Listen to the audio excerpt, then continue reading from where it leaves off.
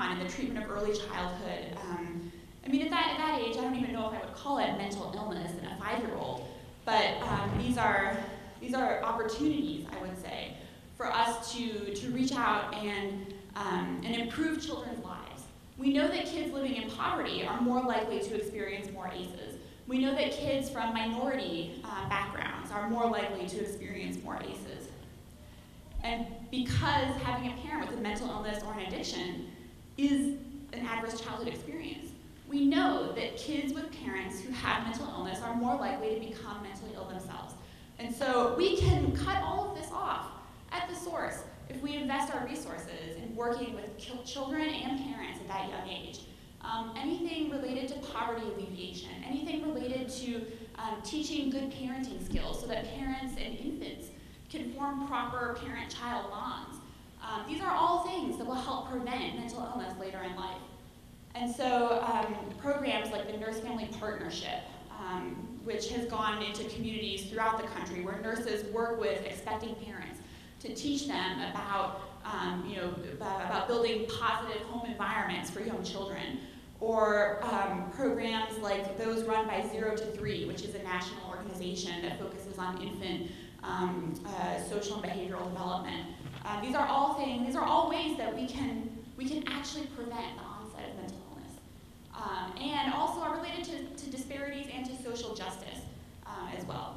So I think I want to be brief and leave time for the other distinguished panelists, but I challenge you all to think about the ways in which mental health is associated with positive childhood experiences. And as we work towards the alleviation of poverty, as we work towards creating better environments so that people from minority backgrounds, like my dad said, won't live in neighborhoods that have worse environmental contexts.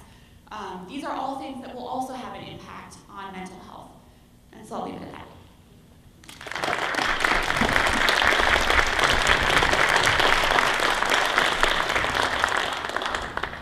Thanks, Becca. Tillman showed a lot of racial disparities.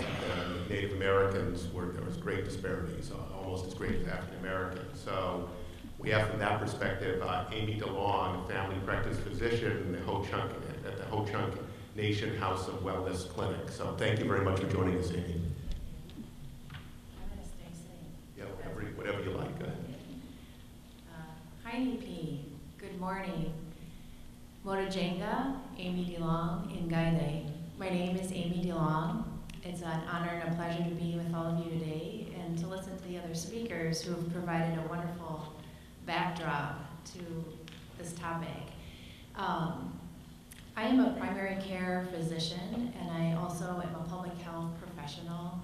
I am Ho-Chunk. I'm a member of the Ho-Chunk Nation, and I work for my tribe in Baraboo, Wisconsin, not too far from here. And I'm here just to talk about some of the factors I think that motivated me to go into primary care, and also some of the projects that I have the privilege of working on because I work in tribal health and not for private health insurance companies, and I'm not paid on productivity or anything like that. So one of the major turning points for me was in 2009, I attended a conference in Washington, D.C., and I was listening to another family physician talk about